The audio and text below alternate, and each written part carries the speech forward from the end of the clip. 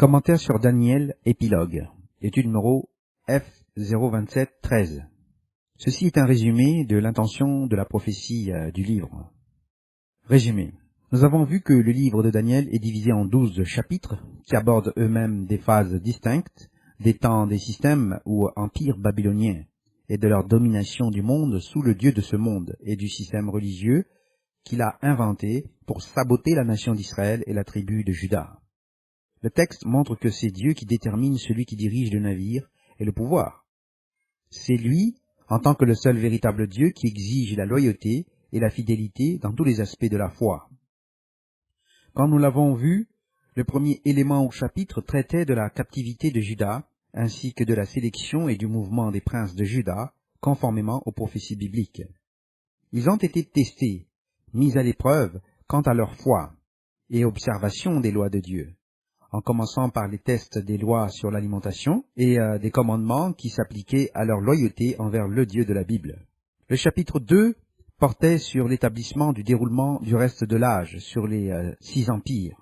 Babylone, qui était l'or, Médo-Perse, argent, grec, bronze, et romain, fer.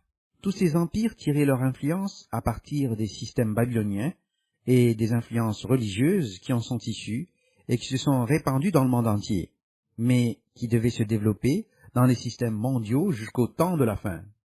Ils seraient détruits par le Messie lors de sa venue, avec l'armée céleste, à la fin de cet âge. Daniel ne peut être compris indépendamment des autres textes de la Bible, et spécifiquement, ces prophéties fonctionnent en conjonction avec le livre d'Ézéchiel, et font suite aux prophéties d'Ésaïe concernant le Messie et le plan du salut. Voir le document numéro 001A. Aussi, la prophétie des bras cassés de Pharaon, considérée dans le livre de Daniel, montre l'ampleur du système à partir de l'année 605 avant notre ère jusqu'à l'année 1997 de notre ère, ainsi que le début du dernier empire de la bête qui prendra fin en cet âge, en 2027 de l'ère courante. Entre parenthèses, comparez les documents d'études de la chute de l'Égypte partie 1, numéro 036, et la chute de l'Égypte partie 2, les guerres de la fin, numéro 036-2. Ézéchiel explique la division des rois du nord et du sud et le début des deux royaumes en lutte, et ainsi que les sources de pouvoir et de conflits au cours de l'âge. La prophétie de Daniel chapitre 3 met en évidence le conflit sous-jacent entre les serviteurs du Dieu de cette terre, symbolisés par les Chaldéens, et les serviteurs du seul véritable Dieu, qui étaient symbolisés par les Juifs et leur fidélité envers lui. Israël avait déjà été envoyé en captivité sous les Assyriens en l'an 722 avant notre ère. À la racine de ce conflit se trouvait l'idolâtrie qui symbolisait la cause profonde du péché, à savoir l'adoration de tout autre Dieu que celui qui était le seul véritable Dieu. Il est celui qui est Eloah, ou Elaha, ou Elah, qui était Ha Elohim, le Dieu qui est le Père de tous et le Créateur. Le mot sin, entre parenthèses péché, est dérivé du culte du dieu lune Sin des Babyloniens, dont le culte est contraire aux lois de Dieu. Voir le document L1. Dans cette seconde épreuve, Shadrach, Meshach et Abed-Nego furent testés et mis à l'épreuve, et ils furent jetés par décret du roi dans la fournaise ardente et furent sauvés, sortis de là par un ange du Seigneur, sous les yeux du roi de Babylone. Par cet acte, ils ont été placés en position élevée aux yeux du roi et de tous les hommes, et sont devenus les dirigeants de la région de Babylone sous Daniel, qui avait été auparavant placé en position élevée par le fait qu'il a expliqué le rêve du chapitre 2 et sa signification. Le chapitre 4 traite de la vision des 7 temps et relie Daniel à la séquence d'Ézéchiel. Ces deux prophéties ont été scellées jusqu'au temps de la fin, et elles ne peuvent être comprises sans les autres. La séquence des empires du chapitre 2 devait commencer avec le système babylonien de la bataille de Carchemish en l'an 605 avant notre ère, sur 2 périodes de 40 ans jusqu'à l'invasion de l'Égypte par Cambyse en l'an 525 avant notre ère, et qui devait durer 2520 ans et aboutir à la période des 80 ans de 1916 jusqu'à la fin du temps des gentils en 1996-1997 de notre ère, et qui a vu la période finale de 1997 à 2027, à la fin du 120e jubilé aux expiations de 2027. C'était exactement 40 jubilés ou 2000 ans depuis la déclaration de l'année acceptable du Seigneur en l'an 27 de notre ère. Et à la fin des 6000 ans, depuis l'expulsion d'Adam de l'Éden et la nomination de Satan comme Dieu de ce monde à partir de l'expulsion, commençant les 6000 ans de son règne à partir de l'année 3974 avant notre ère, 30 ans après la création d'Adam en l'an 4004 avant notre ère. Cette déclaration a commencé la troisième ou dernière phase de l'âge qui a vu le début du temple spirituel de Dieu à partir de l'an 70 de notre ère, comme prophétisé au chapitre 9, versets 24 à 26 de Daniel. Ce n'est qu'à partir de cette époque de Christ et de la formation de l'Église, puis de la chute de l'Empire romain, que nous avons pu passer au 5e et 6e empire des pieds de fer et d'argile bourbeuse, de l'an 590 de notre ère à l'an 1850 de notre ère, puis au 20e siècle jusqu'au temps des troubles de Jacob, ainsi qu'à la phase finale des 80 ans, qui ont culminé dans l'empire des 10 orteils de fer et d'argile bourbeuse. Le 6e empire final des 10 orteils sera écrasé par le Messie et l'armée loyale au cours du dernier cycle de sabbat du 120e jubilé de cet âge. Le fer et l'argile bourbeuse signifie qu'il avait le fer du système romain, mais qu'il a été brisé dans le dysfonctionnement politique des nations, et que cela est resté même ainsi sous le 6e empire du système de la bête. Daniel n'était pas concerné par la prophétie du Messie. Celle-ci avait été donnée par Ésaïe. Il n'était pas non plus concerné par la prophétie des avertissements des derniers jours, voir le document numéro 044, et le placement d'Israël et la destruction des derniers jours, car cela a été donné par le prophète Jérémie, voir Jérémie chapitre 4 versets 15 à 27. Daniel était uniquement concerné par l'établissement du temple de Dieu, ainsi que la construction du temple physique et la destruction du temple physique, et son remplacement par le temple spirituel en l'an 70 de notre ère, qui avait été formé à partir du sacrifice du Messie en tant qu'humain en l'an 30 de notre ère, tel que prédit par Ésaïe, chapitre 53. La destruction et le remplacement sont le point central prophétique de Daniel 9, versets 24 à 26 et suivants, et ne se terminent qu'avec le retour du Messie, avec l'armée loyale à la fin, comme annoncé au chapitre 12. Le chapitre 5 parlait du transfert de pouvoir de l'empire babylonien à l'empire médo-perse. Le dernier cas d'offense était dû au sacrilège de Belshazzar, qui avait utilisé à mauvais escient les récipients en or et en argent du temple lors d'un banquet. Cependant, son père, Nabonidas, qui régnait conjointement avec lui, avait rétabli le culte du dieu lune Sin et avait placé sa fille en tant que grande prêtresse du culte à l'ouest de Babylone. Cette étape était la dernière des Babyloniens, et ces derniers ont été donnés aux Mèdes et aux Perses, qui se sont succédés en tant que le deuxième empire d'argent. Voyons maintenant la prophétie de la restauration d'Israël. La lignée de David a reçu une princesse des Perses en mariage, plus ou moins à la suite des prophéties d'Esther, voir le document F017, et de l'extension dans les derniers jours, comme Purim dans les derniers jours, F017b, et aussi David et les exilarques à la maison de Windsor, numéro 067. Il est donc évident que la maison royale des Perses était favorablement disposée à l'égard des Juifs, et que cette maison s'est étendue aux Mèdes avec Darius le Mède, dont la mère était une Persane et sœur de Cyrus. C'est par ce lien que les Perses avaient publié le décret pour la restauration de Jérusalem et du temple sous Cyrus. La période de construction s'étendit jusqu'à Darius II, le Persan, et Artaxerxès II pour la restauration sous Esdras et Néhémie. Entre parenthèses, se référer au document Le signe de Jonas et l'histoire de la reconstruction du temple numéro 013. L'extension dans les derniers jours a également été prophétisée par les prophètes Habakkuk, voir le document F035, et Agé, F037. Jérusalem a été reprise par l'Australian Light Horse en 1917, le 7 décembre 1917, qui était le 25 Kislev, selon le calendrier du temple, tel que prophétisé par Agé. 25 Kislev, selon Hillel, était le 9 décembre, et donc les Juifs du XXe siècle ont réarrangé le compte-rendu des activités qui s'y déroulaient. Se référer à Wikipédia, pour se concentrer sur la garnison britannique qui a pris position à cette date, entre parenthèses pour soutenir faussement Hillel, après que la ville ait été prise le 7 décembre par l'Australian Light Horse, conformément à la prophétie du calendrier du temple, tant à Agé qu'à Habakkuk, voir ci-dessus.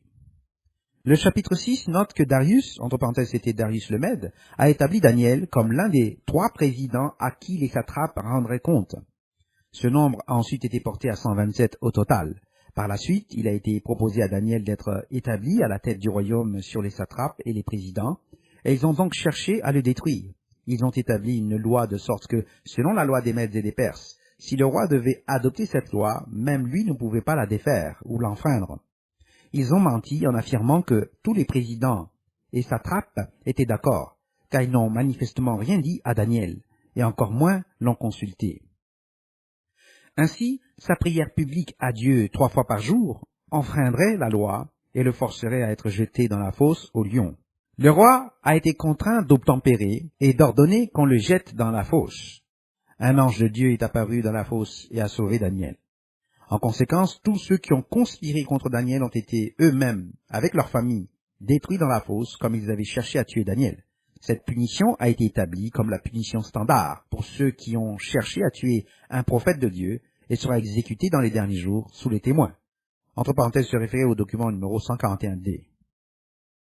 C'est ainsi que Dieu a déclaré la divinité suprême et qu'il a été reconnu comme tel jusqu'à la fin, voir le chapitre 6, verset 26. C'est Dieu qui délivre et sauve et accomplit des signes et des prodiges dans le ciel et sur la terre. Voir le verset 27. Le chapitre 7 parle des 4 bêtes qui constituaient les pouvoirs successifs des nations et de la dernière bête qui a détruit les nations et a été jugée par le tribunal devant l'Ancien des jours.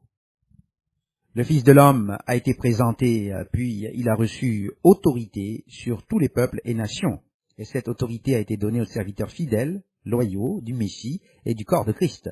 Et le pouvoir a été transféré aux 70 et à leurs gens, voir Luc 10, verset 1 et verset 17. C'était le dernier transfert de pouvoir des 70 plus 2. Le premier étant celui des fils de Dieu aux anciens d'Israël au Sinaï, des fils de Dieu selon Deutéronome chapitre 32. Entre parenthèses, pas dans le texte massorétique, et la King James. Se référer à la Bible RSV, la Septante et les manuscrits de la mer Morte au verset 8. Au Sanhédrin, lors de l'Exode, voir Nombre 11, verset 16 et suivant. La 4e bête cherchera à détruire les élus, et elle épuisera les saints du Très-Haut, mais ils recevront le royaume et la domination sous tous les cieux, et toutes les dominations les serviront. Voir le chapitre 6, verset 24 à 27. C'est le pouvoir final issu de l'ultime ou 6e empire des 10 orteils, et qui dévorera le monde entier. Il cherchera à nouveau à changer les temps et la loi, comme l'a fait le 5e empire des pieds de fer et d'argile bourbeuse, ou le Saint-Empire romain avant lui. Le Messie a déclaré l'année acceptable du Seigneur en l'an 27 de notre ère, puis a établi l'Église de Dieu, qui a été bâtie sur les patriarches et les prophètes avant elle. Se référer au document d'étude de l'établissement de l'Église, sous les 70, numéro 122D. Cette séquence devait durer jusqu'à ce qu'elle prenne le contrôle du monde entier lors du dernier cycle de sabbat, du 120e jubilé au retour du Messie et à la première résurrection des morts. On voit le document numéro 143A. Le 5e empire ou Saint-Empire romain est né des fausses religions qui se sont imposées à l'Église de Dieu par les cultes du soleil et des mystères, et du culte du système Baal et du culte de la déesse mère, qui est devenu la mariolatrie dans le Saint-Empire romain.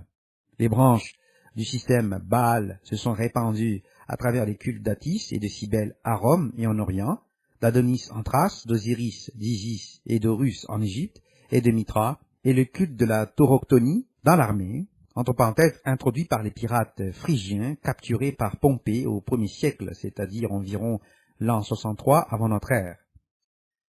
Cet empire a changé les temps et la loi par le culte du dimanche, de Noël, entre parenthèses à partir de l'an 475 de notre ère en Syrie, et d'Easter, la Pâque païenne, à partir de l'année 154 à 192 de notre ère à Rome. Ils ont également introduit les jours des saints dans l'église pseudo-chrétienne.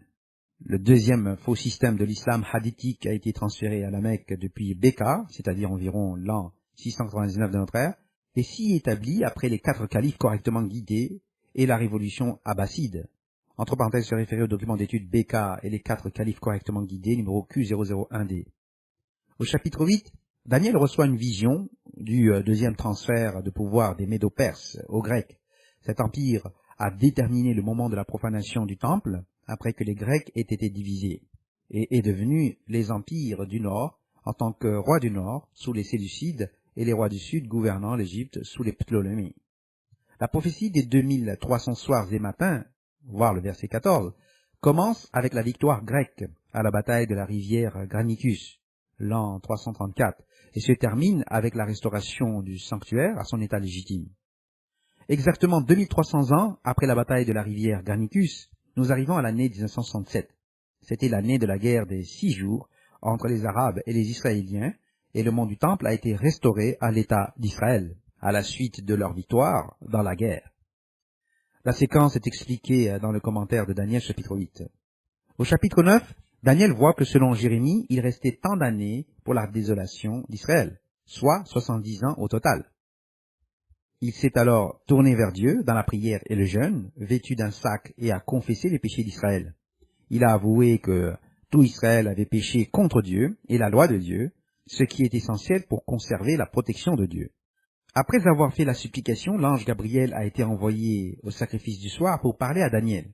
Daniel a alors donné la prophétie des 70 semaines d'années, qui devait se terminer avec la destruction du temple en l'an 70 de notre ère à Jérusalem, et la fermeture du temple à Héliopolis, en Égypte, la même année, par ordre de Vespasien. Le temple a été construit par Onias IV vers l'an 160 avant notre ère, conformément à la prophétie d'Ésaïe 19, verset 19. Le temple spirituel de l'Église s'était déplacé à Péla, après le martyre de Jacques, en l'an 63-64 de notre ère, à la fin des 69 semaines d'année. Cette prophétie devait être comprise à partir du moment où elle a été donnée, et ainsi l'Église a su et compris qu'elle devait fuir Jérusalem et ses environs, et elle est allée à Péla pour y trouver une protection, car elle avait demandé une garnison romaine. Le chapitre 10 est en fait un prologue aux prophéties du transfert au système romain et au conflit des rois du Nord et du Sud, et à comment Rome devait devenir le roi du Nord au chapitre 11.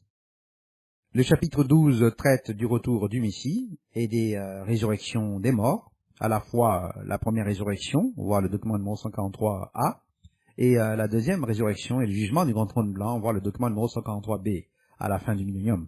Se référer aussi à Apocalypse chapitre 20. Les guerres de la fin de ces derniers jours sont examinées dans la séquence Les guerres de la fin partie 1, les guerres d'Amalek numéro 141C. Les guerres de la fin partie 2, les 1260 jours des témoins numéro 141D. Les guerres de la fin partie 3, Armageddon et les coupes de la colère de Dieu numéro 141E. Les guerres de la fin partie 3B, la guerre contre Christ numéro 141E-2. Les guerres de la fin partie 4, la fin de la fausse religion numéro 141F. Les guerres de la fin partie 5, la restauration pour le millénium numéro 141G. Les guerres de la fin partie 5B, la préparation des Élohim, numéro 141H. Consultez le diagramme ci-dessous, les grandes lignes des empires, Daniel chapitre 2 et Apocalypse chapitre 17, deux représentations du même concept. Ensuite, il y a un autre diagramme, la bête de l'Apocalypse 13 et Daniel chapitre 7. Et ensuite, vous avez un autre diagramme sur la prophétie des bras cassés de Pharaon. Et un dernier sur Daniel chapitre 12 et Apocalypse chapitre 11 et les 1335 jours. Bienheureux est celui qui attend et arrive au terme des 1335 jours. Daniel 12, verset 12. Fin de la lecture de l'étude commentaire sur Daniel, épilogue numéro F02713.